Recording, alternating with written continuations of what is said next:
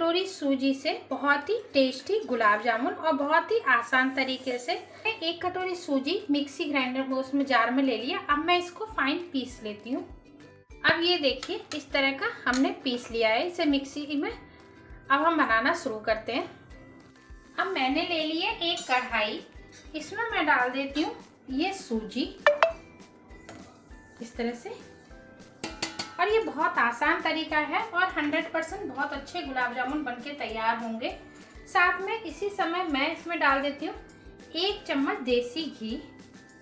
इसमें जितनी मैंने सूजी ली है उसका 1/4 मिल्क पाउडर। और अब इन सब चीज़ों को हम ज़्यादा नहीं, सिर्फ 2 मिनट भूनना है। इस तरह से भूनने से क्या है, इसका टेस्ट और अच्छा हो जाता है और इसमें सूजी का जो कच्चापन है वो नहीं आता है और ऐसा लगता है जैसे हम खोए से बना रहे हैं। तो हमें लो फ्लेम पे इसे 2-3 मिनट भूनना है। बस ये ध्यान रखना है इसका कलर चेंज ना हो, इस तरह से भूनना है। तो मैं इसे अच्छे से भून लेती हूँ। अब ये देखिए हमारी जो सूजी है वो 2 मिनट हो भी गए हैं भूनते हुए और इसका कलर भी चेंज नहीं हुआ है। अब हमने जिस कटोरी से सूजी ली थी उसी कटोरी से नाप के मैं ले लेती हूँ 2 कटोरी दूध। और फ्लेम हम इसकी बिल्कुल लो कर देंगे, तब इसमें दूध डालेंगे थोड़ा थोड़ा करके इस तरह से। पहले मैंने 1 कटोरी डाला है।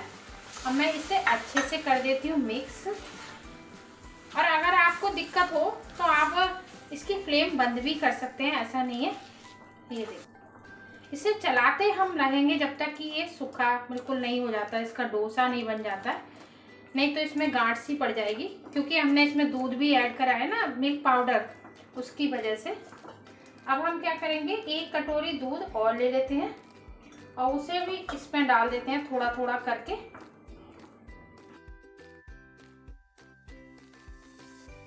अब हम इसे अच्छे से इस तरह से मिक्स कर लेंगे और चलाते हुए हम एक डो के फॉर्म में ले आएंगे इसे। और इसकी फ्लेम हमें लो ही रखनी है।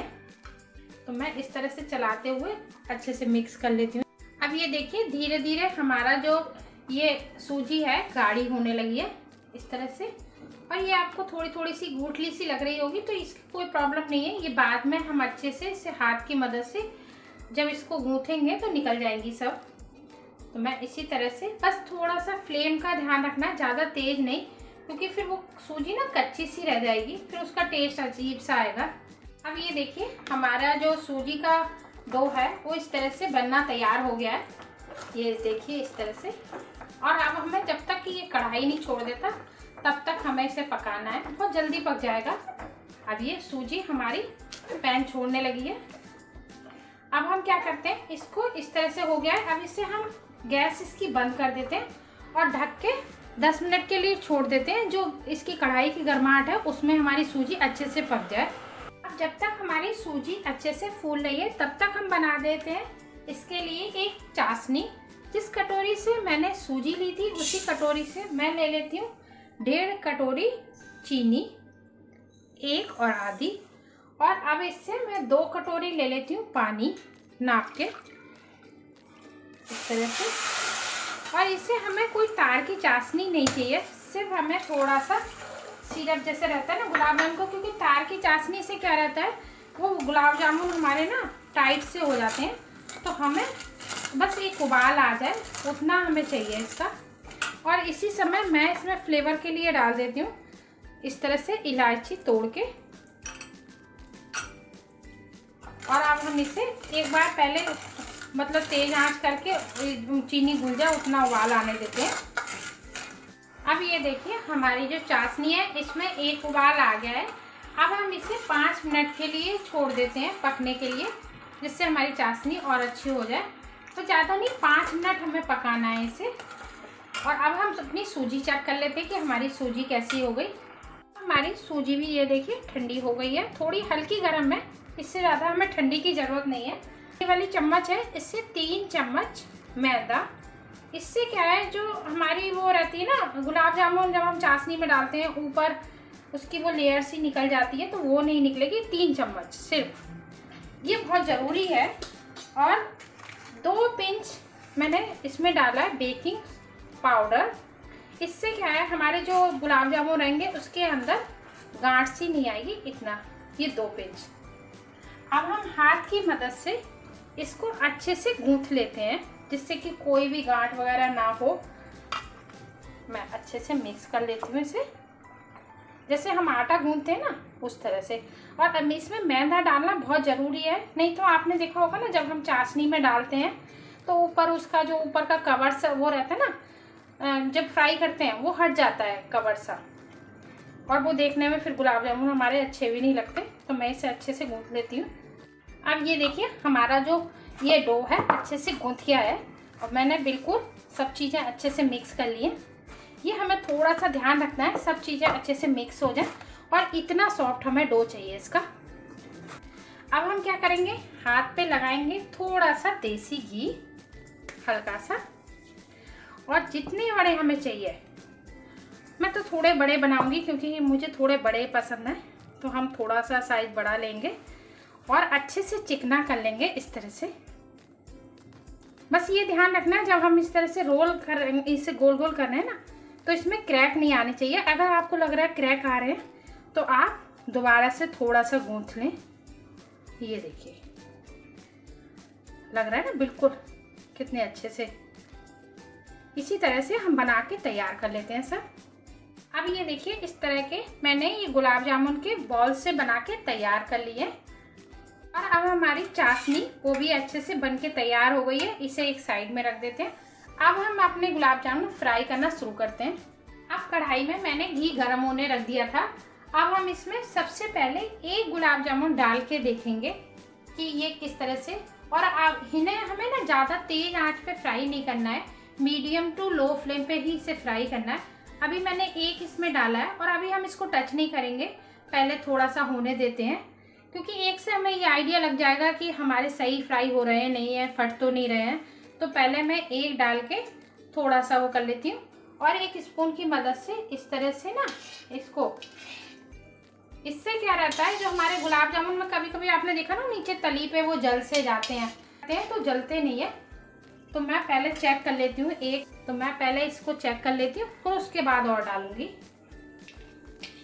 तो ये देखिए भी हो रहा है मेरा, कि लो फ्लेम पे करेंगे तो थोड़ा सा टाइम लगेगा। बस हमें ये ध्यान रखना है कि ये फट तो नहीं रहा है। अगर फट रहा है तो हम थोड़ी सी सूजी और अच्छे से गूंथ लेंगे। अब इसमें नहीं लग रहा है, बिल्कुल भी फटने के चांस नहीं लग रहे हैं। तो अब हम क्या करेंगे, इसमें थोड़े से और डाल देते हैं, पर ये नहीं कि ज़्यादा हम एकदम कढ़ाई भर के डालें, तो थोड़ा थोड़ा करके ही फ्राई करना है हमें। अब मैं इस तरह से थोड़े से और डाल देती हूँ। ये देखिए इस तरह से डालते हुए 1 मिनट के करीब हो गया है। अब एक स्पून की मदद से हम इनको हल्के हाथ से चला देंगे, जिससे कि चारों तरफ से अच्छे से फ्राई हो। और जो मैंने पहले डाला था मैं उसको चेक करा देती हूँ। ये देखिए कितने अच्छे से हो रहा है।